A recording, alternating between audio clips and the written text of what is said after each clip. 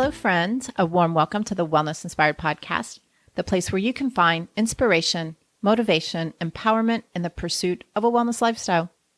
I'm your host, Sherry Davidson. I am a wellness coach and acupuncturist in Houston, Texas, and deeply passionate about health and well-being. And as always, I am here with my Terrier mixed rescue dog and co-host, Finn. He is also my coworker, trail runner, and forever loyal sidekick.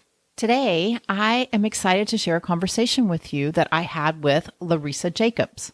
She is the founder of Fit Houston, a nonprofit organization that promotes free physical activities in communities across Greater Houston.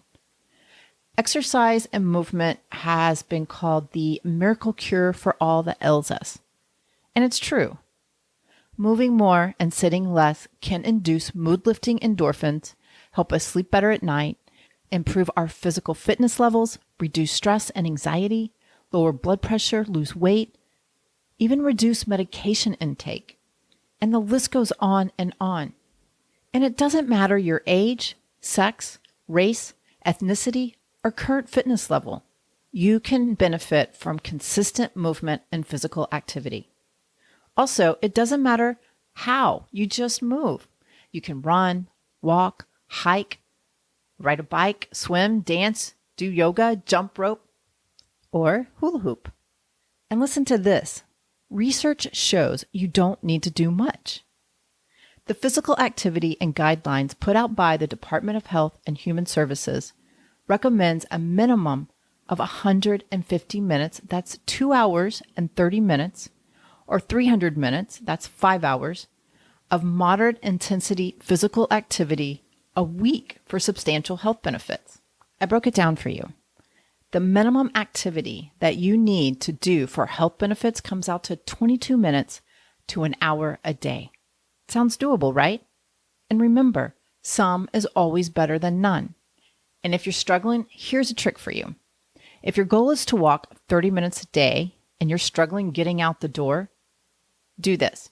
Put your walking shoes on, go outside and walk for 2 minutes. Just 2 minutes.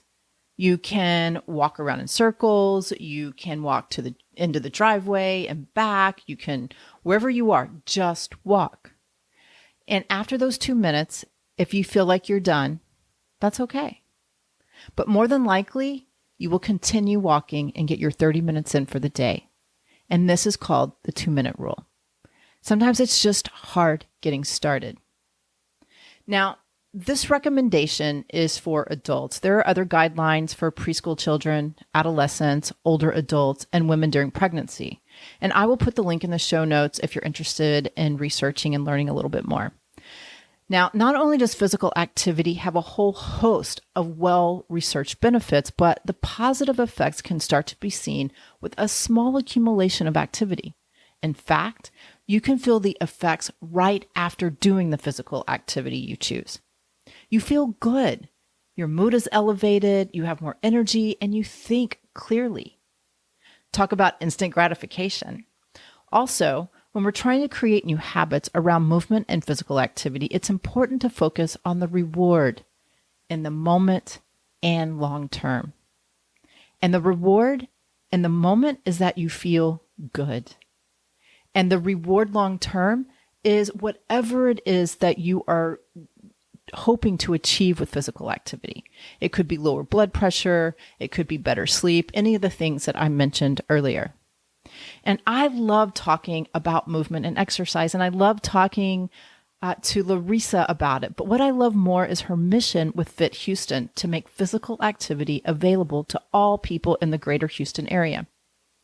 I hope you enjoyed this conversation as much as I did and find it inspirational. And if you're not in the Houston area, that's okay. You can still be a part of the movement. Okay, well, here's my conversation with Lharissa Jacobs. I hope you enjoy it.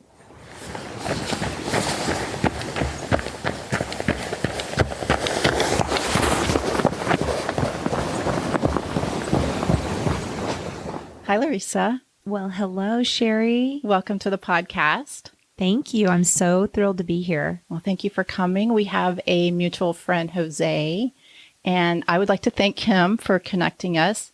When he mentioned you, I immediately went to your Instagram page and your website And I thought, oh my gosh, what a great fit for the podcast. So I got really excited about what you were doing, and here you are. Thank you. That means so much to me. I really appreciate that warm welcome and the fact that you liked what you saw online. And I'm joking a little bit too, because my email is down today, but by the time this comes out, it's going to be back up. Yes, it will. Yes, it will. Well, my goal with the Wellness Inspired podcast is to inspire, motivate, and empower people in a wellness lifestyle. And I believe that you are doing just that with your nonprofit. So thank you for being here. You are the founder of Fit Houston, a nonprofit organization that promotes free physical activities across Greater Houston. And I'm excited to hear more about it. So physical activity and movement is a common topic here on the podcast because research shows time and time again that it is one of the best things that you can do for your health. Indeed. That's mentally and physically at any age. So what I'd like you to do is introduce yourself, tell people your story and how you got inspired. Yeah. And thank you, Sherry, just for doing what you do and for being such a believer and all of the years and probably more years than we've even talked about. Because sometimes we start things when we're very young. That little seed of desire starts when we're really young and we find what we love. And that's kind of the vibe I'm getting from you today. So thank you for all that you're doing for people and all the people I think that you've helped over the years. And it's an honor to kind of be in this space with you. I am the grown child of immigrants. My story is a little unusual. Maybe I had a mom from the Philippines who grew up very, I would say fairly rural on an island, and they didn't have like cars, electricity, and things like that. So one side like that. The other side was my dad was a Holocaust survivor from Germany, Frankfurt, Germany, and so I think growing up biracial and in a household where the common language was English, but neither of my parents really spoke that when they were growing up. So it was always like just expressing yourself was always maybe at times expressing yourself was like just something you had to kind of lean into a little bit. And being different, I would say, was very difficult for my siblings and for me. It's not like we were walking around going, hey, there's all these other people like us. Now you see a lot of people that are of mixed race and biracial, but, I think that if I could just be vulnerable and say when I was starting out in my life, not only did society kind of give me a lot of pushback on who I was, this is in the 70s, but I also think that some of us are born with like almost a little bit of like tension inside our heads, like we have to be perfect. So I was highly perfectionistic. One of my siblings and I skipped a grade, so we're always like there's always like a lot of worry about keeping up and, achieving, right? And so, and by no means am I an overachiever necessarily, but in certain respects, I think that I have that tendency and, being different, being sometimes treated very badly at school. And then also kind of inside the home and just seeing like, a lot of post-war trauma in my parents. I thought there was this thing in my head, even as young as 4 or 5, I would go outside and I would look up at the trees and I would think everything is fantastic out here.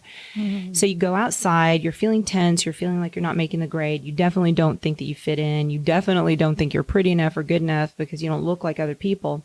But you can go outside and all of a sudden you're not thinking about those things, right? So for me, being on a bicycle, running outside, getting outside relieved all tension. And I always wondered, like, what do we have to do to have a great life? Like, what do we need to do to be happier? What can we do to stay off medications? What can we do to feel that we're at our absolute best? And I guess there was some little seed, and maybe you had it too, because I'm looking at you and I can see the little spark between us, just that we love the same thing. And that is going outside, gazing up at the trees, being around nature and the effects it can have that are truly palliative and inspirational, if I may. And that's kind of where I found myself. In terms of going out on my own and starting a nonprofit, that's never easy. I had many years of working under some wonderful leaders at the YMCA of Greater Houston and many, many years there. And, had some successes, had some failures, learned a lot about this idea of, we don't all run a marathon, so I had the benefit of working under some real pioneers in thinking about, could we do exercise classes that last 20 minutes? could we do 30-minute exercise classes? And, I was so excited about exercise and all of that when I started out. And that idea for me really, really shaped who I am today. Do we have to run a whole marathon? Nothing against marathon runners. I think y'all are awesome. But it's true.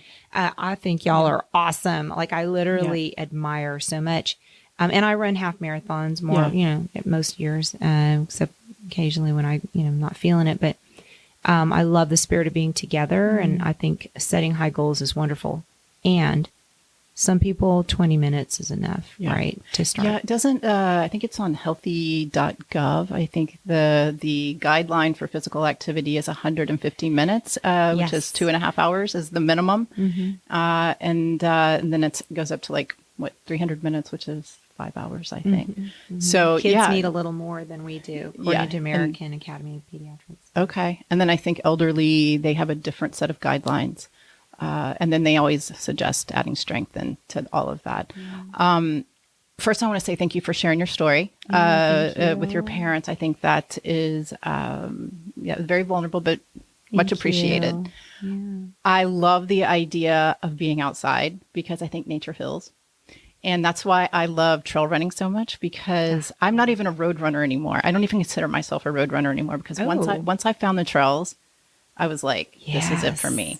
There's such a set of problem-solving skills that you must be using on those trails. It's amazing. And I love traveling to different places and exploring different places. I think it's a great way to explore. But you're right. Like on the podcast, I talk a lot about my running, but I always say, I talk about it because I think physical activity, you have to find something that you love to do. So I talk about it from that perspective. I have found something that I love to do that keeps me active, but in the hopes to inspire people to go find what makes them happy to be active.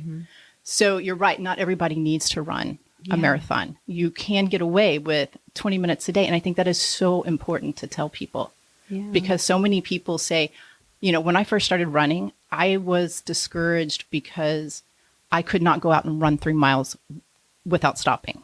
Yeah. It can be discouraging. It's discouraging. Yeah. Especially if you're perfectionistic. Yeah. I learned more from running than almost anything else in my life. But I also realize that's me. Yeah. So not everybody wants to do that. Yeah. And I know that you and I talked before we started recording about health coaching, and you can learn a lot from kind of what's right for other people. And so it's a beautiful journey to think about what you love can be inspiration, but you don't need to put that on other people. Right. And you meet people where they are. Exactly. I'm kind of into it. Yeah, I'm into it too. Yeah. Yeah. So tell us a little bit about Fit Houston. Well, so I was, I'll go back just a little bit and segue into Fit Houston, but, many, many wonderful years at the YMCA of Greater Houston. And I think I kind of hit the ceiling in some respects about needing to kind of push myself to learn a little bit more of about health systems and systems level change and, what works, right? A lot of successes, a lot of failures. It's always going to be like that for any of us. So I went to the American Heart Association and had 3.5 fabulous years there with a team of experts and got to be around all these people that, were much smarter than I am, but that I could learn from, and learned about systems level change, clinical interventions for really, if you really think about chronic disease management, it is a lifestyle management, not just the exercise piece, but how to make small changes to keep your blood pressure in line. And so, I would say, I'm just trying to remember how many years, maybe about 3 years in, I was invited to take part in a task force that grew out of the City of Houston Mayor's office. And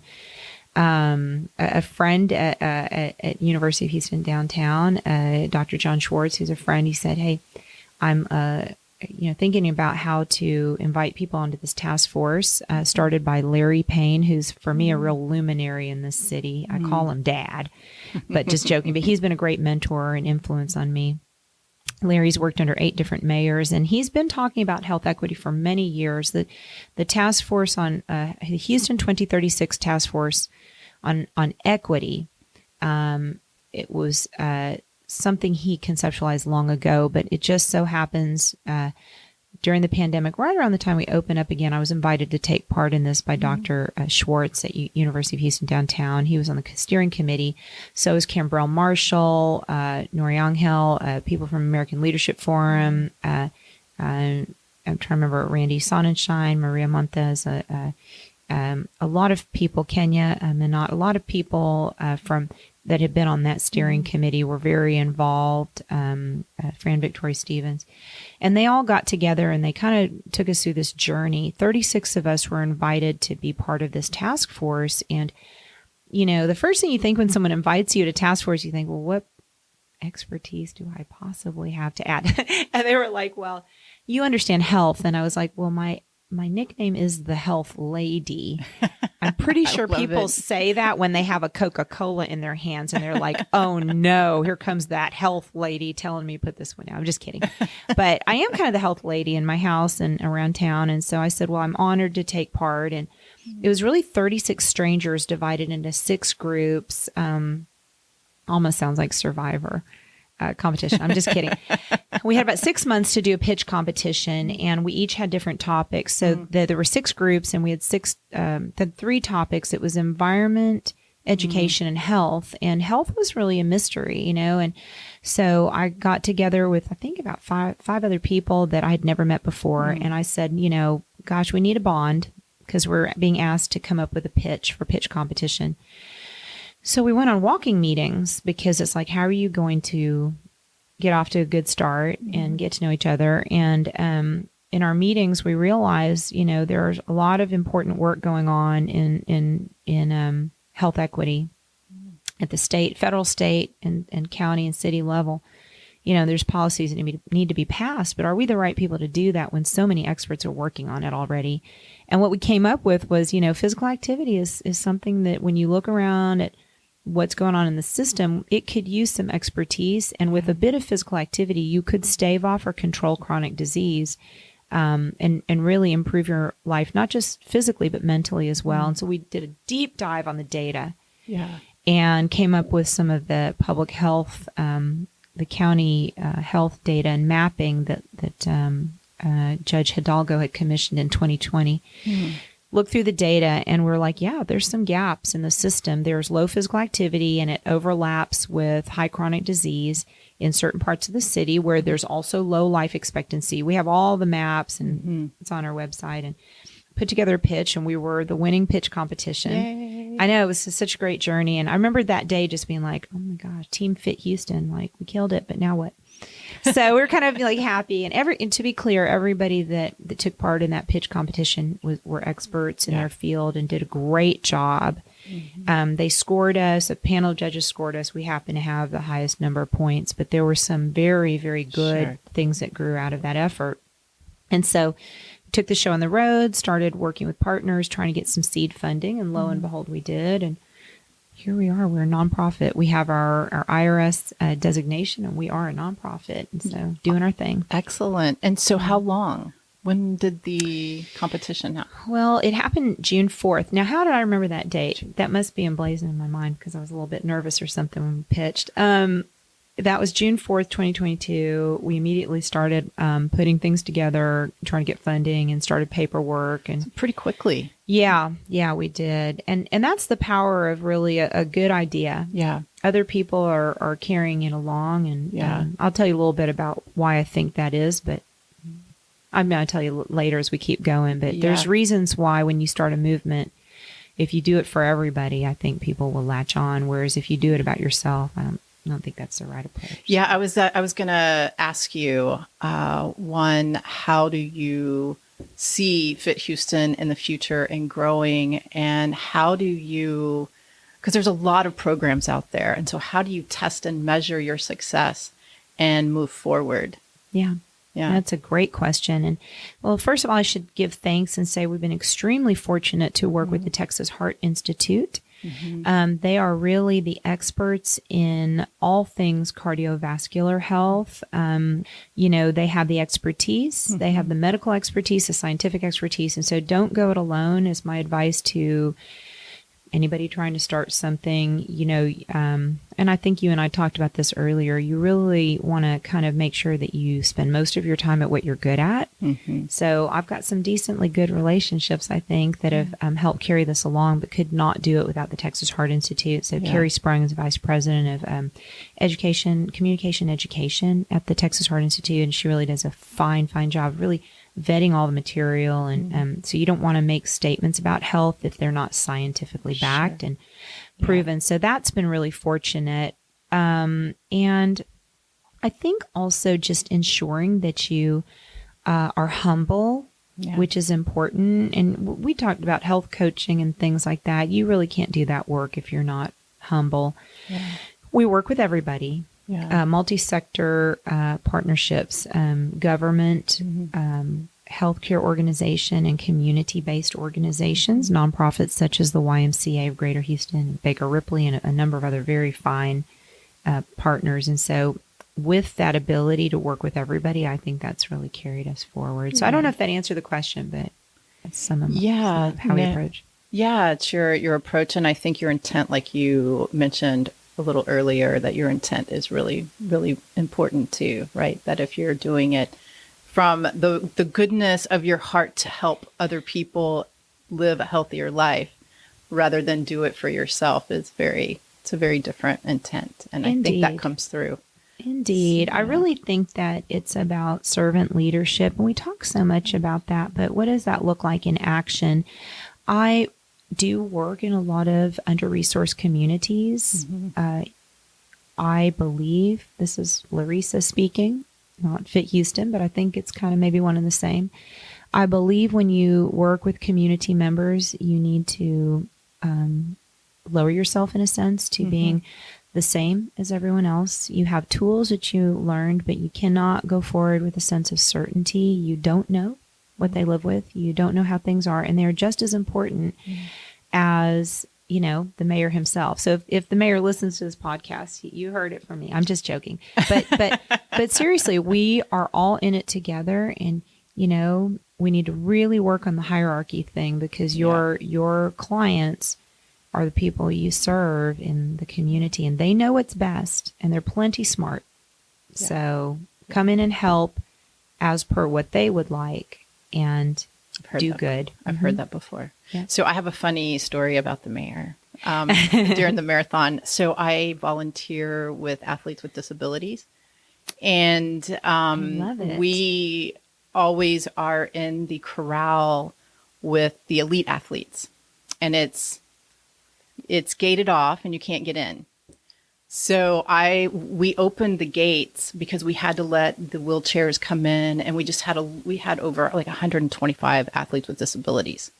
So we had to open both of the gates. And so once we did that, all the runners tried to come into our corral. So we were trying to keep everybody out and just let the athletes with disabilities come in. So then all of a sudden I'm at the side of the gate, and this lady comes up to me and tries to go around, and I stopped her, and she was like, "I'm a cop." But I looked and I didn't see any kind of badge, and it was just chaos. Right. And so I was like, "No, you can't come in. You can't come in." And all of a sudden this tall guy was like, "We're with the mayor." And so I was just like, "Oh my God, I'm so sorry." But they better watch out for you. They're like, "You're just doing your job," and they were all laughing. Well, and you're the protecting. Yeah. But it was so funny, because then the mayor kind of comes in. He had this smile on his face, and I was like, "I'm so sorry." He's very, very easy to be around and talk with. And I think you were doing the right thing, because you're really putting other people first, and that's so important. Yeah. And I love this. AWD, Athletes with Disabilities. And I don't know what organization you're working with, but Be Abled does a nice job. Yeah. No, it's fantastic. I love their work. I used to, so do you know Gloria? Yeah. Well, I've emailed, but yes, we think they're doing great work. So I have volunteered with Achilles. And so that's how I know Gloria, because Gloria was part of Achilles, and they split off, and now she has Be Abled. So I know Gloria very well. Oh, that's fantastic. And I love them. Oh my gosh, you and I are going to get along even better. than we already do. I love their work. They are part of our wellness initiative. Awesome. We have it around, we're having around, I think around 80 partners now in that initiative. So it's been great. And it's so great that everyone understands that we're non-competitive, but that we're just making connections as part of our initiatives. We have 4 initiatives. I can tell you about them in a minute, but I think Be Able is doing incredible work. I'm very proud to be associated with them. I'm proud of her. Yeah, Very proud of she's her. doing great work. Yeah. So AWD is the category for all of the disabled athletes. It doesn't matter what organization they're with. Okay. And my friend Bernie Tretta actually started, she's the one that got the athletes into the marathon. So she heads it up every year. So it's just the general term for it. So you'll have Be Able, you'll have Achilles, you'll have ICANN, you'll have Catapult, you'll have all of the different, you'll have the duos. AWD is just the umbrella that they all fall under. That's fantastic. So, yeah. So good work. So awesome. Yeah. That's Well, you'll wonderful. love Gloria. Oh, yes. I work with Claudia. She's, I think, assistant. I'm going to mess up her title, but she's doing a great job. Doing great work. I know with them. Kathy was part of Be Able. She still volunteers. I still volunteer with them if they need me. That's great. So, Well, I look forward to going out there with you and seeing them at one of their trainings. They just did the Galveston half marathon. Awesome work. so my friend Jeff was with Achilles. He is now with Be Able. And he is a hand cyclist. He's an amputee hand cyclist. And last year he hand cycled the Texas Independence Relay, which used to be. I did TIR. Oh, okay. So you're familiar with boy. TIR. So he hand cycled that last year. Man. He was the first hand cyclist to ever complete so it. many lessons to TIR. Yeah. So he's doing it again this year. I'm going to support him They again. did it when they did their 200th. So I don't know what it was by St. It used to be 200 and like 200 miles or something. Yeah, it was and it's a little something. shorter now. Something was some anniversary by annual. But he's with Be Able. So That's I'll be fantastic. supporting him. Okay, well now I've got people I need to ping. Yeah, you do. Okay, so tell us about the different. I know you have some different programs. You have free outdoor gyms. You have the Walk 30 campaign, wellness initiative meetup, and then some healthy school programs. Yeah, you said that really well. So we have, Fit Houston is working on 4 initiatives.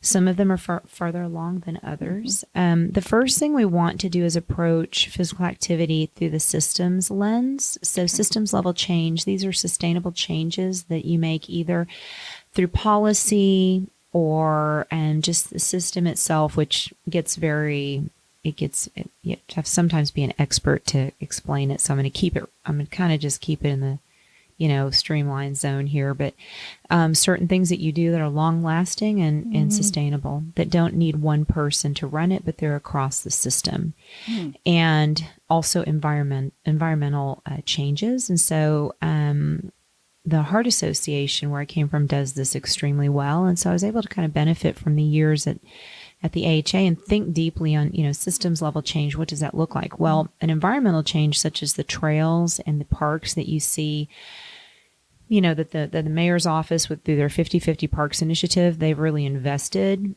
And at the county level too, I think the precincts are doing a great job with improving parks and spaces where people can be active. When you think about the Centers for Disease Control and what they recommend, really will get the community healthier. You've got to have systems level change in the form of environmental change. And so, it totally, if you have a trail, if you have a sidewalk, if you reroute traffic, that's a systems level change. And so some organizations do it quite well in town, but we are working with an organization called FitLot, and they do free outdoor gyms, and they have a beautiful partnership with AARP. And, we've been kind of fangirling on FitLots. And so, shout out to FitLots and my new friend, Adam Mayerson, who's their executive director. They are a nonprofit out of New Orleans. They have about 5 of these outdoor gyms there, but they have them one in every state, thanks to AARP and some of the funding and the partnership that they provided. And, lo and behold, we do not have one in Houston. Now, people say we've got free outdoor gyms, and we do have equipment, but this is an actual gym. It has a cover, a sail shade cover to it. Is it on your website? We have a picture of it on our website. I need to put the link on the website today. I think, because I saw that, and there's like an elliptical. There's an elliptical like a bike. Yeah. Well, there's an elliptical stepper. Is an elliptical. Yeah. There's a hand cycle. Those are not easy. If you've ever had physical therapy, they'll put you on that hand cycle in the PT, practice. Those are not easy. Yeah. They're great. They're great. That's why they're not easy. It's a good challenge. So there's step ups. There's a place where you can do sit ups, and it's 1,400 square feet. Yeah. So you can. There's resistance bands, all kinds of things you can do. The gym has has QR codes all over. So if you don't have an instructor with you, you can just pull it up on your phone. Oh, cool. Now I know some people don't have phones, or phones that would do that, and that's understandable, especially in the communities where we are working. And so they have FitLot has a beautiful system worked out where you can have instructors teach classes at the FitLot. So it's like Zumba at the FitLot or yoga at the FitLot. And with the 1,400 square feet, you can accommodate those classes. So it's a meetup place, and we see them as a health hub, and we would like them across the system of Houston. So we're prioritizing locations, and we're talking with funders right now, and we would like FitLots, free outdoor gyms across Houston. Why does San Antonio have one and we have none? Yeah. That's a mistake. I'm just kidding, but I'm really not kidding. I mean, we are the best city, and we need to have the best resources available. And, they're moderately priced. So it's just a matter of putting the puzzle together, get the land, and get the funding and put it in. Well, they look super cool. Thank you. I visited one in San Antonio with my good friend Donna Cole, and we went and we went to San Antonio, and we just loved it. In fact, while we were there, and just side note, San Antonio has an awesome culture of health that we're trying to build here in Houston. Oh, awesome. I don't know anything about it. They put about 6,000 people through outdoor physical activity fitness classes every year. They see about 6,000 people, the whole year at all kinds of locations all over the city. So pretty impressive numbers there. We actually interviewed them after we visited the FitLot, but we went to the FitLot, had a quick workout, and I loved it. And I know that they would be successful here in Houston. Yeah. So, but I haven't told you about the other 3 initiatives, so I'll just move through it. But we are also working on citywide health campaigns. And again, these are CDC recommended. The hashtag Walk30 is really it's a campaign about walking 30 minutes a day. And once the mayor and some of the county commissioners embraced it, that's when we really saw our viewership going up. And we're reaching millions of people through news, magazine articles, and radio. And very thankful to our 2 main partners, Texas Heart the Texas Heart Institute, helping us, put together the best material, and they really co-designed the campaign, and it's co-branded. And then, of course, Imagina Communications, Jose Monterrosa was amazing getting us on the news. Cambrell Marshall had us on the show, and just fantastic outreach. It was so popular that we had planned to move on to another health campaign, but it's too popular, so we're keeping going. So yeah, because it was for January. It was supposed to be for January, but now we're working with Fleet Feet across the city, and we're doing walks with them. And some groups have popped up in Conroe and Third Ward, leading their own walking clubs because of this. And so we feel very confident it's doing what it was supposed to do.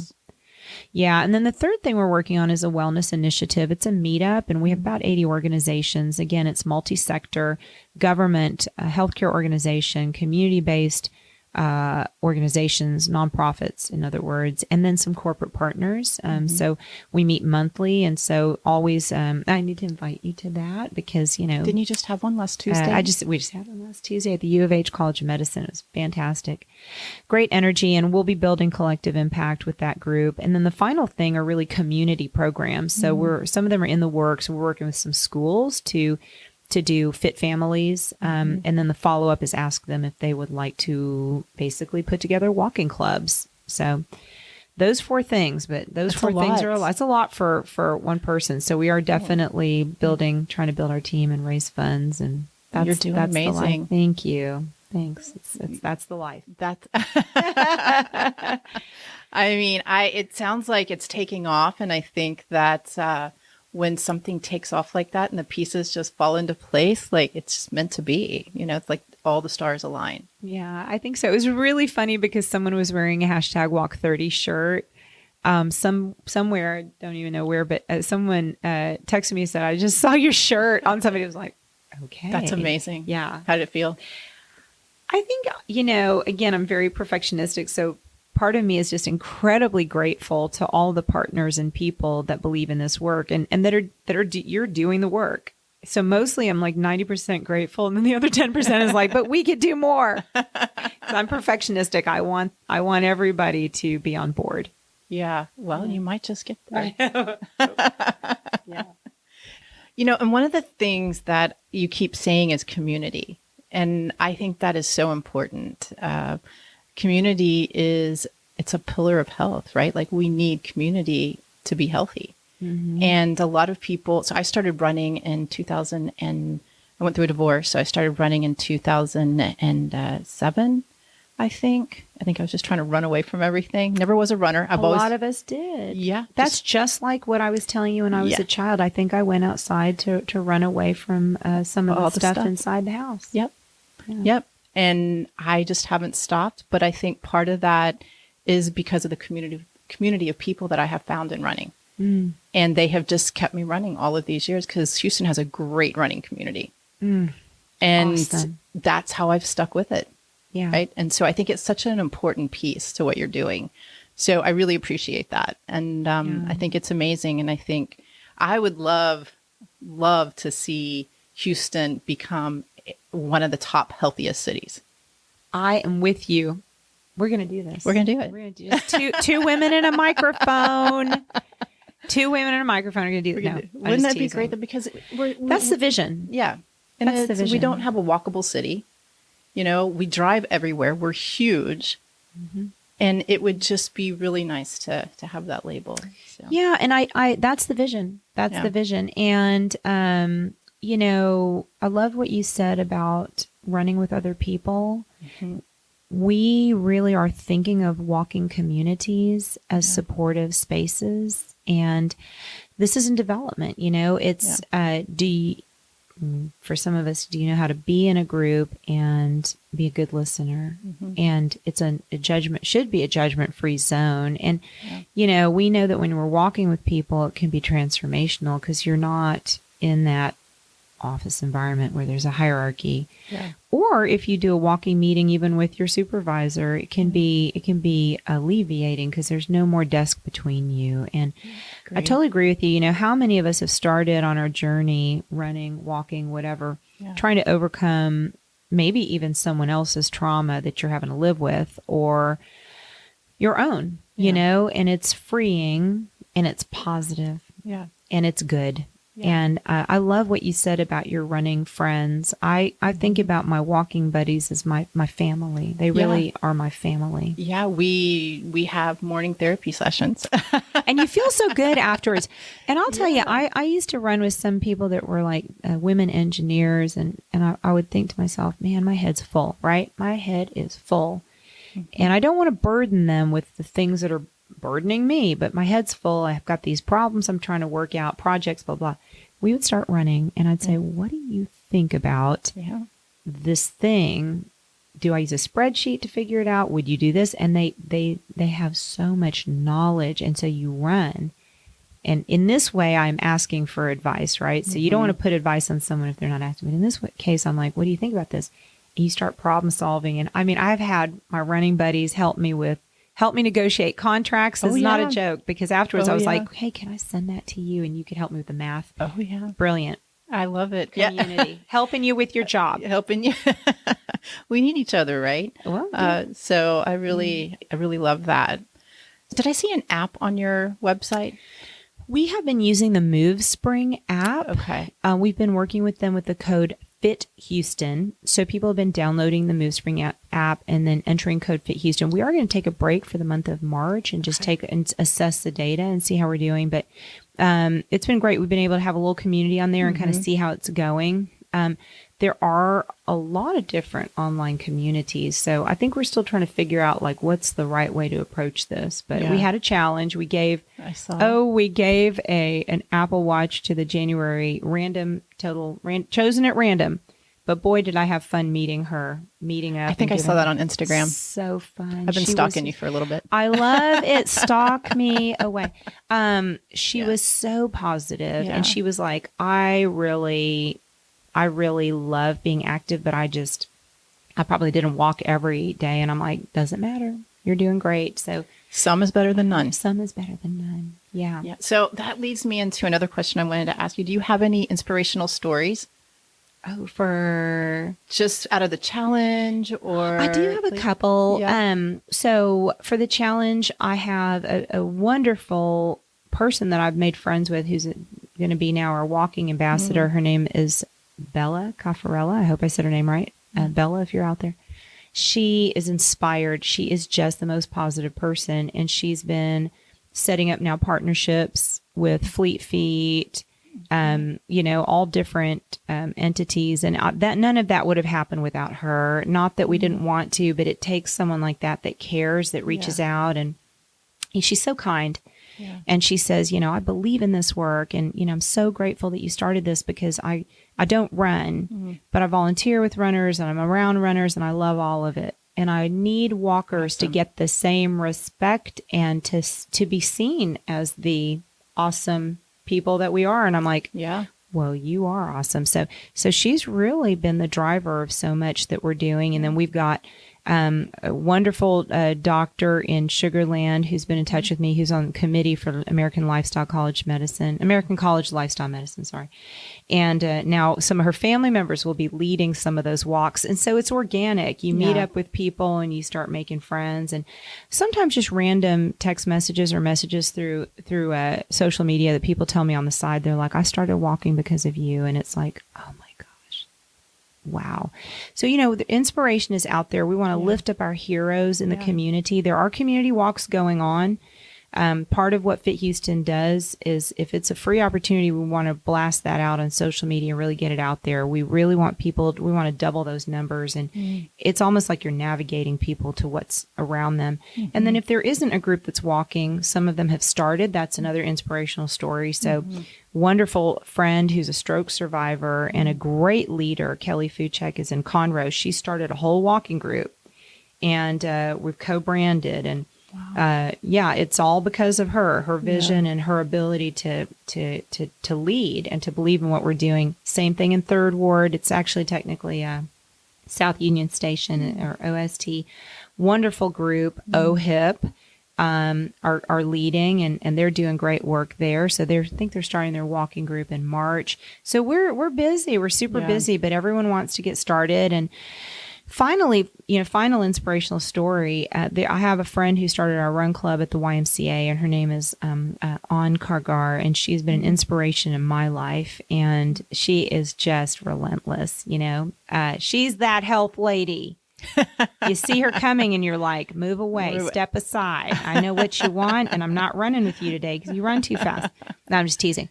But she started a running group, and they've held together for years. And at one point, just for fun, I decided to do some very soft data, and I interviewed each of 30-something runners and said, how much weight have you lost? To be clear, we're not a nonprofit that's about weight loss, but I'm just curious, just for fun. Some people had gotten off their medications. They had diabetes. Some people had just lost weight, and they were feeling happier. At the end, all told, we had lost as a team over 400 pounds. So we went, we were trying to see if we could get some what do you call these things? Barbells? Trying to put, we could, none of us could lift enough to put together 400 plus pounds. Wow. That would have been funny if we'd had the weights all stacked up and could show this is what we lost. Look at these barbells, but we didn't take it to that level, but it was That's a number. Amazing. We toted that number around and it was really funny. It was really fun. Well, I think you need that feedback, right? Because it shows that one, it works. Yeah. Weight loss is, I think, a side effect of, there's so many other health benefits that come from it, but look, it's an added benefit, right? 400 pounds, that's a lot of weight. And some of us, I think, that have been active for a long time. It's so nice to go. And I just, on a personal note, I do plant-based for the most part diet. And it's so nice to go get your blood work done. And okay, that does make a difference. Yeah, that testing and measuring. Medication. People have gotten off their meds. That's amazing. Just through walking, too. Yeah. So. A good role model. Yeah. For other people. I think so. So we definitely want to find those role models out there too, because why should you listen to me, right? I've been active my whole life, but let's learn from some people that, The be-abled folks, they're really great. Aren't they amazing? Yeah. Yeah, it's mind-blowing what they do. I would call it beautiful. Yeah, I would say what they're doing is beautiful. Alma Nelly, do you know her? She was with Catapult, and she was with Achilles for a while. But she had cancer as a child, and she was on the podcast. And so she had her leg amputated, and she's an athlete, but she was on the podcast, and she talked all about it. Just a really inspiring story, and and a friend. So I'm happy, proud to call her my friend. Yeah. But it's healing. Yes. It is. I think a lot of us have things we've had to deal with. Yeah. I am perfectionistic, and it's something I just have to live with. Yeah. And, I have friends that will let me know when I'm overdoing, but a good run will tamp that down because it kind of gets your brain into a better space. But I remember long, long ago, a woman telling me, this was when I was young, when you hit menopause, it can be difficult. And here I was just like 12 years old. What's that? And then they said hard exercise, I think meant vigorous. Vigorous, yeah. Has to be prolonged and vigorous. And you can stop the hot flashes and stop I said, wow, I never forgot that. That's interesting. And it was this idea that exercise is medicine, which of course everyone uses that term now. Yeah. And there's even a whole organization, exercise prescription RX, but it's true. It is a little bit of a panacea. And I have to be careful saying that because I'm not a doctor, but sure, a lifestyle does cure you of many of life's irritations. So, so I think prolonged swimming, walking, running can be really great as you age. In my experience, I've also experienced that. Yeah. So a friend of mine, Istra, she is she's been on the podcast too, but she's an athlete, and we're gonna do an episode on menopause and for athletes. That's great. And there was just a post on Instagram, I think, and it was. I think there were 10 athletes over the age of 50, and they were kicking ass. That's awesome. Yeah. And I'm 54, and I have to say it's been okay. When you're younger, you think I dread that, but you don't need to dread it, and you will probably think better and function better if you exercise. And menopause, I think now people are talking about it. Yeah. Which is nice. Isn't that interesting? Yeah. It's almost like I let my hair go gray. And, at first I went gray in my 20s. I tried to, and there's a lot of pushback. It's almost like society. It's like we're doing what's right, which is to be a bit more accepting toward ourselves. Yeah, exactly. Because we shouldn't be thinking, this is bad. It's not bad at all. It's part of life. Yeah. And, how do you cope with aging, and how do you enjoy it, and how do you embrace it? How do you do that? And I kind of think there's something there. Yeah. So there's a lot to be explored through Fit Houston. And I love that idea of we are inclusive and do not treat aging as if it's a disease. It's not. In fact, my own language, I'll change that. Say we don't need to cope. We just embrace. And how do you live differently? Because you wouldn't do the same things at age 54 maybe that you did at 20. Yeah. Right? Yeah. Yeah. So. Yeah, I turned 50 this year. Well, you are fabulous. You are fabulous. Well, and it's been hard because, and Easter and I talked about it, but, it was probably the most difficult age for me because I still feel like I'm 30 something. But my dad said that at 92. Well, I'm, XYZ, these things are, these programs, these things are for old people, and I'm not old. And I was like, oh, let me think that through. But, I think there was something to be said for I don't feel it, and I'm sharp, in my head, and, spry, and I just, I don't need to be doing things differently. And, it's how do you enjoy life, really? Right. Yeah, because you don't want the alternative. Yeah, what's the alternative is that you're not here. So here we are. We're living longer. Yes. and we're going to live well. And I feel like there's a lot right now, a lot of nutrition information out there. Mm-hmm. And I hear from people, it's very overwhelming. Yeah. And yet, you mentioned health.gov. There are some standalone truths that we could follow. You do need to eat your vegetables. Right. Yeah, I think They that's tell one. us that when we're 5. I think that's one thing everybody agrees on, though. Yeah. Like eat your vegetables. Eat your I don't, vegetables. unless you're, what do they call it? Is it a fruitarian? I can't, was it? Oh. What are they called? The people who just eat fruit? I think you're right. I'm not sure. You might be right. Is that right? I think you're right. It sounds familiar. But I'm pretty sure everyone agrees that you have to eat vegetables. They might disagree on which vegetables you eat, but I think everybody agrees that greens are good and vegetables are good. So I think you can't lose with that one. That's for sure. Yeah, one of my favorite things to do lately is I have these beautiful white bowls. I bought them on Amazon. I bought like 2 of them on Amazon. They're wide and shallow. Yeah. Which sounds weird, I know, but they're wide and shallow and round, and they just make me happy when I look at them. And I've been chopping at vegetables. I can make any vegetable chopped salad medley now. Last night it was corn, chop the corn off the cob, black beans, chopped peppers, some cilantro, and avocado. And I take the tongs and I nibble off of it all the time. And, dare I say it's easier. It's easier than going out to eat. Yeah. And that's another thing that if we really read some of the literature, eating out can make it hard as you age to maintain a healthy weight because high sodium content. So I'm not a nutritionist. Disclaimer, but nibble on your salad is just kind of easier. Yeah.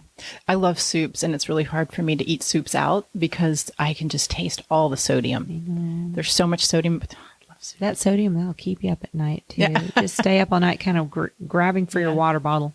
Yeah. Indeed. But there's so many things that we can do. And sometimes being a community and remembering that is good. Like right now, you're talking about running, and I'm thinking, I can put my shoes on later today and get that 2-mile run in. Yeah. It's awesome. The influence we have over each other. It's amazing. We need each other.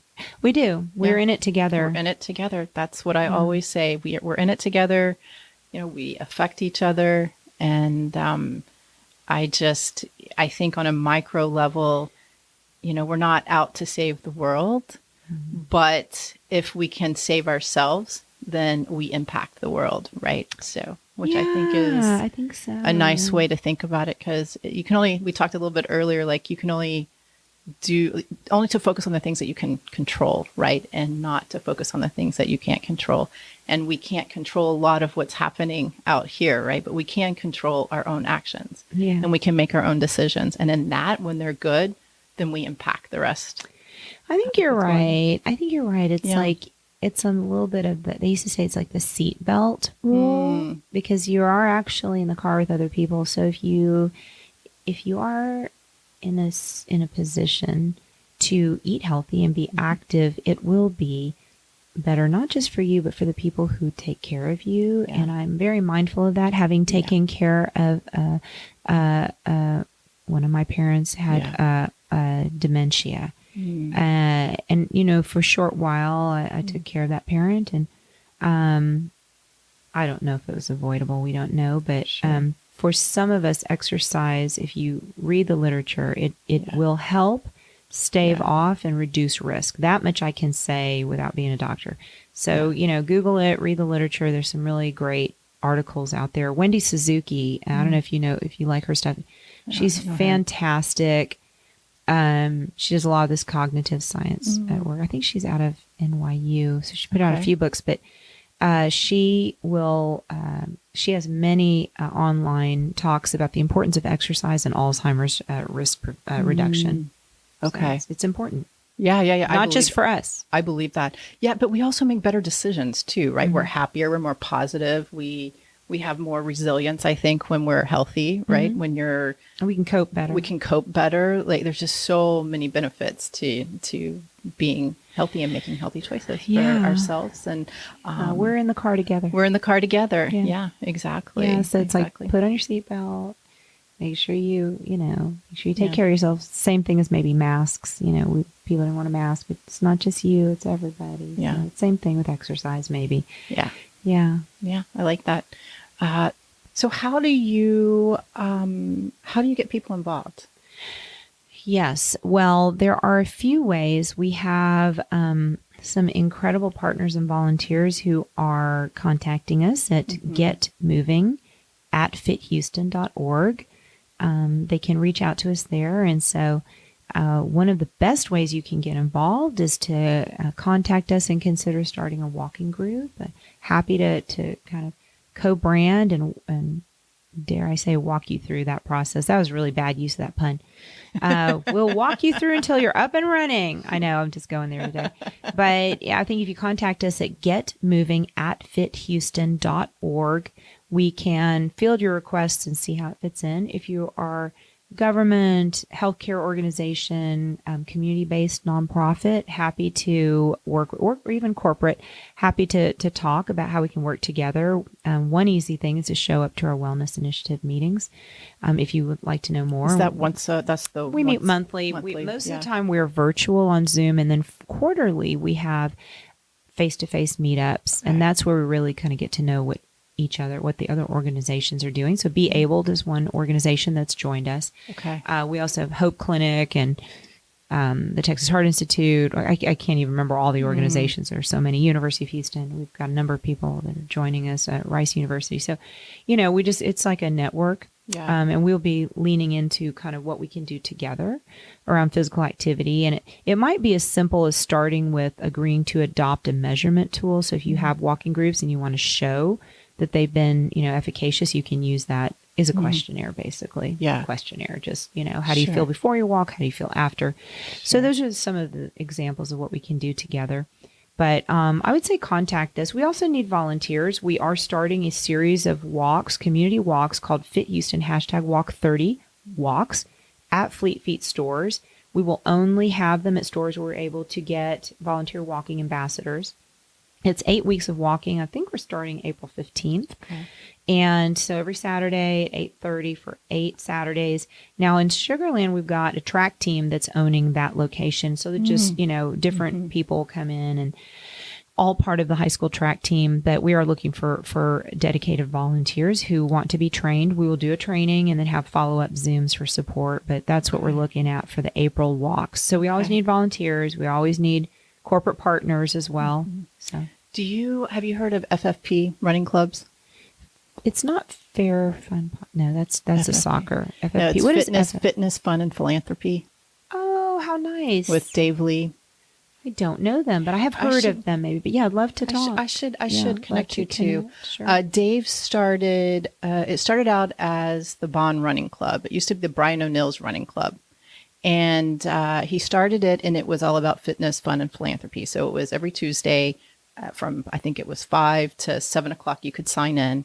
And you could run, walk, do whatever you wanted. And then everybody would come back, and then we would eat or have a beer or whatever. And now he's got them all over town. So now it's under FFP. That's nice. So, and they're across the United States. Wow, that's success. Yeah, That's so great. I should connect you to. Love to talk with But him. we used to work a lot with Fleet Feet, so I love Fleet Feet. Oh, that's great. Fleet Feet's great. I buy my shoes there, and that's not any kind of sponsored plug or anything. I have do always too. bought my shoes there. The Hokas. I love the Hokas. Which ones? The No, Cliftons? again, not a sponsored plug at all. Just telling you, I just they're very comfortable. The Cliftons. So I don't know what they are. I That's what I don't wear. remember. I don't have them on right now, but there's some great shoes now that make running and walking more fun and easier. So, but love to connect. And that's really the thing, is that we're all connecting and working together. Yeah. One thing that we've offered some of our partners that are also nonprofits is to just share their free resources so that they have more people there, because if you can't show that you have enough people attending, it's hard sometimes to feel like you're moving the needle as a nonprofit. So, and then if there are funded 5Ks, we will vet as we see alignment with the mission. So for example, if there's a 5K for, women's health, that would align with our mission as long as we check out the organization and do a little stalking ourselves. What about Girls on the Run?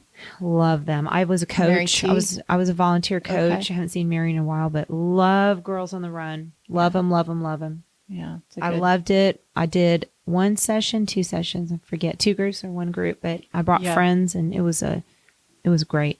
Yeah. Yeah, they're a good organization. Need to reconnect, but love their work. Yeah. I was a Girls on the Run coach. I did the Because whole they training. have that 5K every year. When is there 5K? I think they just had it. I can't remember. That's the kind of thing that we would be able to That's promote. what I was thinking. Yeah, because we want, ultimately our mission is to increase physical activity, and the question for how, well, that's where we really get into the details. But we have a following, thankfully, to the hashtag Walk 30 campaign, and we can get people to know what's going on. Yeah, love it. So. Well, very cool. Well, so you told people how to get in touch with you. Yes. Do you have anything else that you want to say? Well, I'm just really grateful. You and I have a lot in common. I've really, really enjoyed meeting you and want to continue to work with you. I love what you do. Thank you. I think the fact that you have a podcast to share and to amplify voices around wellness is so smart, and just really honored to be here. So, please call on us if there's anything we can do with you or for you. We do have a platform, and, again, we're in it together. And that's the most special thing about doing this. Fit Houston's really a wellness movement, and we can do this together. There's nothing that should stop us. And we just want everyone to have a vibrant life, the same as you and I do. Yeah, absolutely. And thank you so much for coming, and give Jose a big thank you for connecting us. Yes. So you're doing great things in the community, and yes, we're in this together. So I think the mission is to make Houston #1 in health and wellness. It's going to happen. It's going to happen, guys. It's going to happen. It's happening right now, right here in the studio. Well, thank you so much. I really appreciate you. Thank you. It was an honor.